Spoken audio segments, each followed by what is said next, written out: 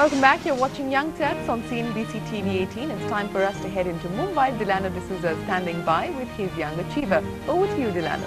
Thanks, Shireen. On the show from Mumbai this week, we meet Mihir Kittur, Chief Operating Officer and co-founder of Ugam Solutions, India's largest provider of market research outsourcing services.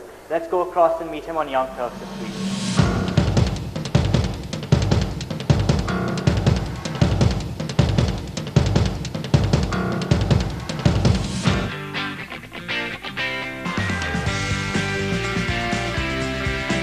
Mihir Kittur spent his childhood constantly on the move. Son of an executive director with the Indian Oil Corporation, he travelled across India and even spent time in Libya. Armed with an MBA in marketing, Mihir's first job was a stint with Renuka Sugars, and in 2001 he found himself eager to ride the outsourcing wave. But it wasn't a call centre or BPO that sparked his interest. Spotting potential in market research, he co-founded Ugam Solutions, a third-party provider of market research outsourcing services.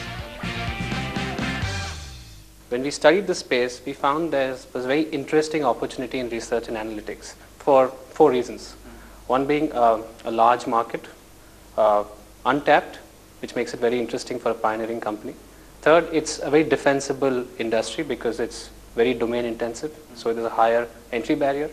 And finally, the founders and all of us had a fair bit of domain knowledge in entering this market. You're in the business of making things right. I mean, how did you invest in human capital and technology at that point in time? How did you go about raising funds? As far as the research industry and the research and analytics outsourcing is concerned, it's not so capex heavy as much as it's domain heavy.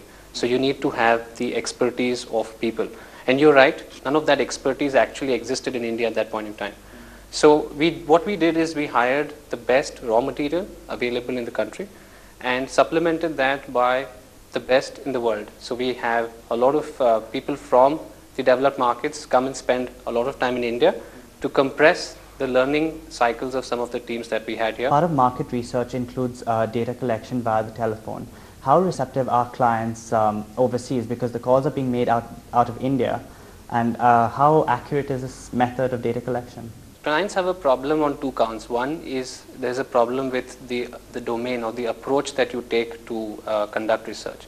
So you just can't take somebody who speaks very nice English and just put him on the phone and have him conduct research. That's not going to work. So first and foremost, you need to have the domain, and then backed by the voice and accent requirements. So it's an accurate form of data collection, you think? I mean, how would you, in terms of the results which you're able to generate from that form of data collection, yes, are they accurate? Or? Yes, in fact there have been several studies done in this area by universities in the United States where they have had this study done by guys calling from India, people calling from Costa Rica, people calling from Philippines. And a lot of companies that are even set up now in India, Philippines and Costa Rica have been able to prove it through these tests that it's a very viable and accurate way of calling into those geographies. Over at Ugam Solutions, it's common practice for management to interact closely with its employees. Monthly birthday lunches are the norm, where everything from office politics to who's a better dancer gets discussed. Around here, the staff need to possess a level of expertise with issues concerning their respondents.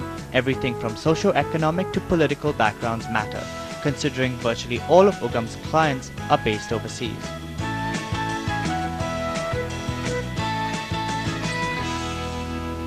We take support of both external as well as internal trainers to keep them abreast of all the social, political, as well as economic activities that happen there. They're right from slangs and day-to-day terminologies used in that particular sector. There's a lot of training that is done to keep them abreast. And while they're working on the job, when they're working on that project, they would need to do a lot of research on that project, which further enhances their knowledge of that particular domain or subject. Do you see a focus with India in your business in the long run? At this point of time, I think if you say trying to cater to the Indian market research industry, I don't think that lists very high at this point in our priority. But there is a market. Oh, there is a market. There is no doubt about it. From our strategy, I think we would like to. We have a lot of presence in the United States, some presence in Europe, and we've recently started our operations in London. It's strange, but as a company, we are opening an operations in probably one of the most developed and expensive economies. But that's towards addressing a large European research market. There is a need to service a lot of high-end multilingual research, which will be done via London. While Mihir's goals have stayed in check, his morning running routine not only allows him to stay fit, but helps him clear his head and focus on the company's expansion. The company has, over the past 6 years, been able to expand organically using internal accruals. When we look at acquisitions, we plan to look at certain acquisitions in these developed markets, and yes, definitely look at funding to make those acquisitions. And would you be looking to expand your footprint in Asia, or would India just remain a center? In the scheme of things, India would be the center of gravity, but in future we don't see ourselves just being a India-centric company. We see ourselves as a global company that provides research across the globe. So if we have to, let's say, service the Japanese market, it's not going to be possible by having a center in India or in Eastern Europe. We probably have to be closer to, let's say, South China or somewhere closer to Japan to be able to do that. And what sort of growth do you see in the next 5 years in this outsourcing space?